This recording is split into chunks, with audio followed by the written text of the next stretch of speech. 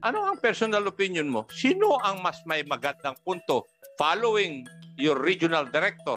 Based on my personal opinion, sir, in the light of these allegations, sir, at mapapatunayan po yan na sila po ang nandyan, then we will conduct a thorough investigation, sir.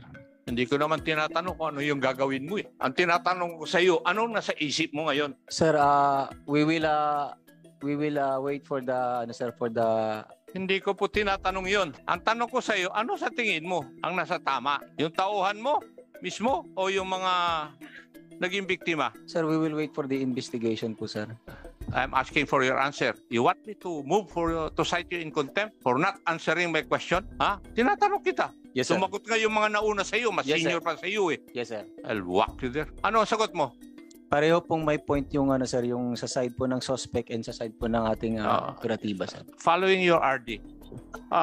Mr. Vice Chair, ano po sa tingin ninyo? Your Honor, based on the object evidence and documentary evidence thus far, it appears that there is some credibility coming from the testimony of the private parties here, sir. Sa halimbawa po yung CCTV, mapapatunayan na naman yun na kung totoo yun. Maliwanag na nangyari yung allegedly huli doon kay Kilaw ng vicinity ng between 1:31 hanggang 2:30. At subalit doon sa kanilang mga sinumpaang salaysay, mga 7:30, 7:40 daw. Aming titignan yung pre-ops operation sa PIDEA kasi bago dapat magkaroon ng bypass operation, meron dapat coordination. Meron dapat intelligence case build-up muna bago mag-conduct ng bypass operation. At ito meron din itong pre-ops operation. Tatlong hanay na coordination dapat sa PIDEA na ginawa. At hindi naman ito surprise, hindi naman to on the spot. Mukhang sinasabi nila pinag-isipan na nila ng matagal. Kaya dapat may coordination. These are just preliminary observation. May mga issues na hindi pa natutugunan, Your Honor. Thank you, Mr. Vice Chair. Ang dahilan kung bakit ganun ang tanong ko, para maturuan ko kung sino man po yung mga naging biktima, kung saan nila ipa-file yung kaso. Kasi kung ipa-file ko yung kaso doon sa regional director, ay hindi ko na ipa-file. Kasi bias na yung opinion mo, Mr. Regional Director. Tama yung sinasabi ni Vice Chairman. Kaya I would advise yung Attorney Leonardo, kayo po ba ang magfa-file ng kaso o hindi? Kung kayo magfa-file ng kaso, huwag nyo nang i-file sa Regional Director yung kaso. Kasi bias na eh. Kitang-kita naman eh. Any person in his right mind after seeing this, knowing that the CCTV will not lie, papaboran ko yung mga nagre-reklamo. And in the spirit of transparency, yung unang kaso kung bakit nasusundan ito ay dahil doon sa kaso na nangyari sa Antipolo at na-dismiss yung mga involved doon. So in the spirit of transparency, I will see to it na yung mga taong yan ay madi-dismiss at mapapailan ng criminal case as I did doon sa mga pulis na nag-operate doon sa syudad ng Antipolo. I am amazed, Gerald Gases, na gano'n ang pag-iisip mo being the RT.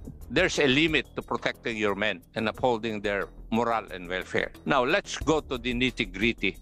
Do you have a lawyer with you, gentlemen? Attorney, sino you're asking the suspect yung or the victims? team na nag-operate. Do you have a lawyer with you?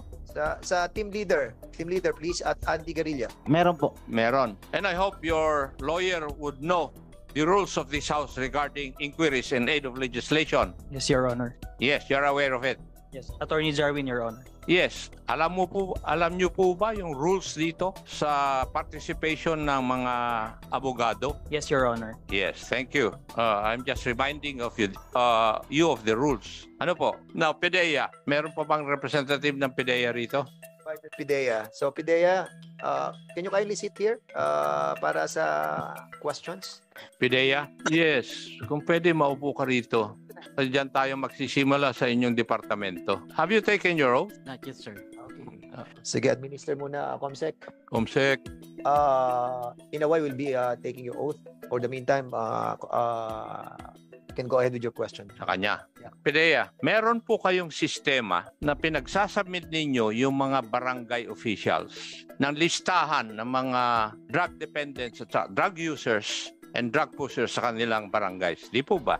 Yes, sir. Yes. And this is done with the municipal or city government. Tama rin po. Yes, sir. Through CADAC or MADAC. Yes. Together with the Dangerous Drugs Board and your office. Tama? Yes, sir. Yeah. And therefore, nandun yung mga listahan as recommended by the barangay officials. Yes, sir. And then, binabalik ninyo pag-validate nyo na totoo. Yes, sir. With the PNP, sir. Yes. Now, may I ask the station commander or the chief of police, kasama ba siya sa listahan? Yung naging biktima? Is his name in the list of drug pushers, drug users, or drug dependents insofar as the list of the barangay officials or the concerned barangay officials are concerned? Yes, sir. Is newly identified listed, sir. God sake. Newly? Ang tinatanong ko sa iyo, narinig mo ba yung pagtatanong ko dun sa PDEA? Merong nire-require sila na mag-submit yung mga barangay officials na listahan sa kanilang barangay yung mga drug users, drug pushers, at saka drug dependents through their barangay anti-drug councils. Dumadaan sa munisipyo bago pumunta sa PDEA together with the Dangerous Drugs Board na nag-create ng policy na yon, di ba? Nagko-coordinate, binivet, at ibinabalik sa mga barangay captains. Tama? Yes, sir. For interference. Yes. Now, ikaw, Hepe, alam mo dapat yun eh. You're just telling me your ignorance of the law. Kung hindi mo alam yun. Kung ako, congressman na, matagal na ako nag-retire, alam ko. Do you know na meron ganon? Yes, sir. Yes. Ngayon, nasaan yung listahan na yun? Anong listahan ang pinagbasihan mo na nandun yung pangalan ng tao? Sir, we have, may category po tayo, sir. Meron kasi na, unless po Listahan mo, listahan ng barangay officials. sa barangay po nag-start yan, sir. Yung newly Yes. listed po, sir. Mr. Chair, may I request that we also invite the barangay captain concerned where Mr. Kilala is Kilaw. is a resident. Yeah. A resident. Well, actually, we have invited the barangay Yes. chairman. Para may pakita Yeah, unfortunately, hindi nakarating. But we will be inviting him on the next kung hearing. kasama po yung sa listahan nila doon sa Kwan. And may I ask PDEA, you kindly verify from your list. You get the barangay and the municipality na kinaruruan ni Mr. Kilaw. You have a list of that, I know. We will verify, sir. Yes, And we will that is submit. in pursuant to the Dangerous Drugs Board policy. Yes, sir. Yes. So PIDEA, kindly submit to us as soon as possible. We've been working together for so many years when I was the mayor. So next week, submit nyo na agad yung listahan so we can see.